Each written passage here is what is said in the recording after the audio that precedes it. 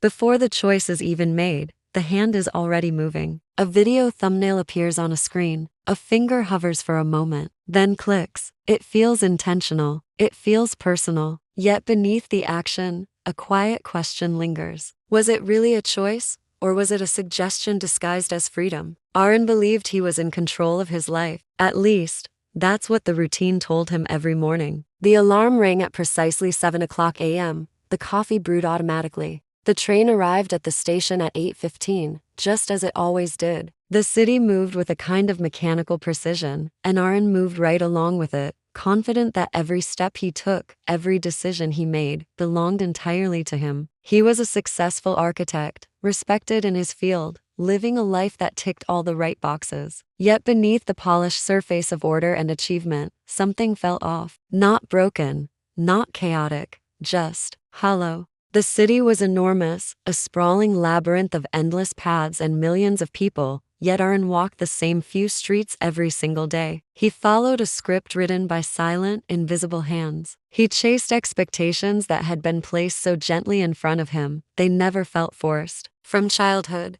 his choices had been quietly shaped. Study hard, because that's what smart kids do. Choose a stable career, because security is everything. Don't risk too much. Don't fall behind. Don't be different. Aaron followed them all, flawlessly. And because he followed them so well, everyone around him, his parents, his teachers, his boss, said he was doing the right thing. He was a model of success. Still, each night, as the city lights flickered like distant stars outside his apartment window, that feeling of control felt strangely empty. It was like holding a beautiful, ornate key to a door that led nowhere new. He had everything he was supposed to want, but the wanting itself felt borrowed. One evening, after a day that felt identical to the 10,000 that came before it, Aaron missed his usual train. A last-minute meeting had run late, disrupting the perfect rhythm of his day. He arrived at the platform just as the doors slid shut and the train pulled away, a river of metal and light disappearing into the tunnel.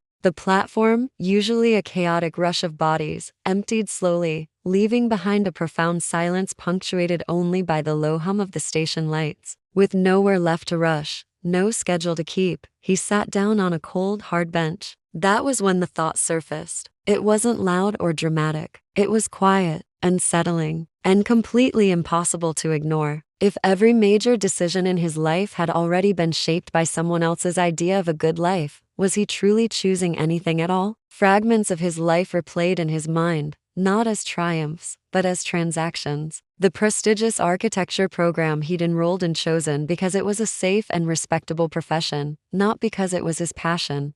The love for painting he'd abandoned in college because it was deemed impractical. The countless risks he avoided, not out of wisdom, but because the fear of failure had been framed as a weakness, a character flaw. None of it had felt forced at the time. He had always believed he was the one making the choice. Yet, looking back, none of it felt truly free either. Aaron realized something deeply unsettling. Control doesn't just disappear in one dramatic moment of surrender. It fades slowly through comfort. It erodes through habits that feel harmless and routines that feel efficient. It dissolves on paths that are so easy to follow, they become incredibly hard to question. The world offers you a pre-paved road, and for the sake of convenience, you take it, never stopping to wonder who paved it or where it's really leading. Morning arrived without ceremony. The sun rose. The city hummed back to life. The alarm clock was poised to ring. The world didn't change. The trains would still run on time. But something inside Aaron did. He woke up a few minutes before the alarm. For the first time in years, he didn't just question what he was doing,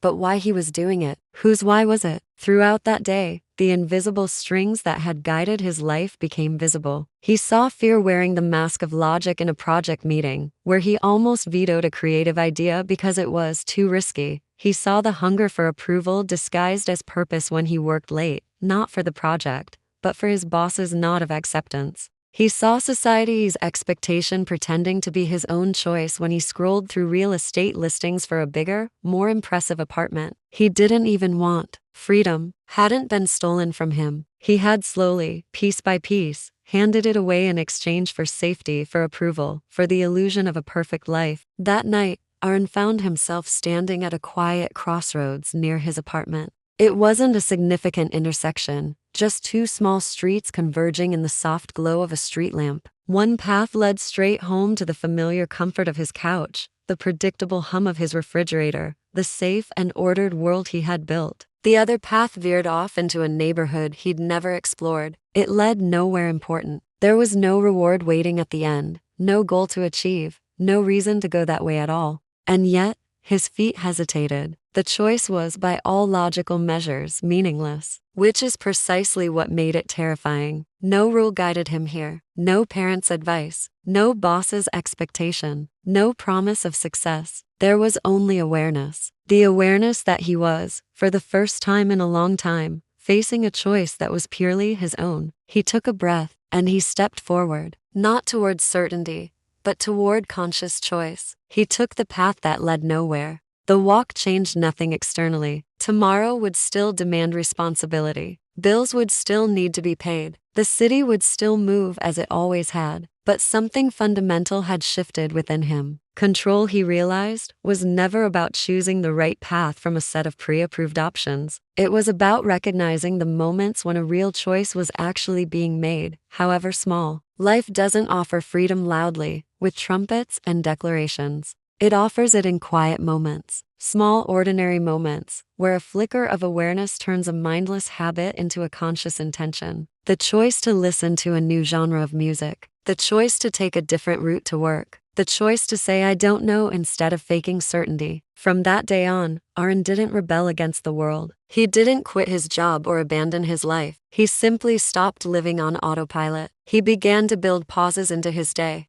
Before making a decision, he would ask himself, why am I doing this? Do I want this? Or do I feel like I should want this? He noticed when a decision wasn't really his. And slowly, moment by moment, control stopped being an illusion. Not because his life became more predictable, but because he became more present within it. True freedom, he learned, isn't about having the power to do whatever you want. It's about having the awareness to know why you choose what you choose. In a world that so expertly decides for you by default, that offers you comfortable illusions at every turn, the simple act of awareness of truly waking up to your own life becomes the bravest act of control. Thanks for watching. If this idea resonates with you, consider subscribing for more thoughts on navigating the modern world. See you next time.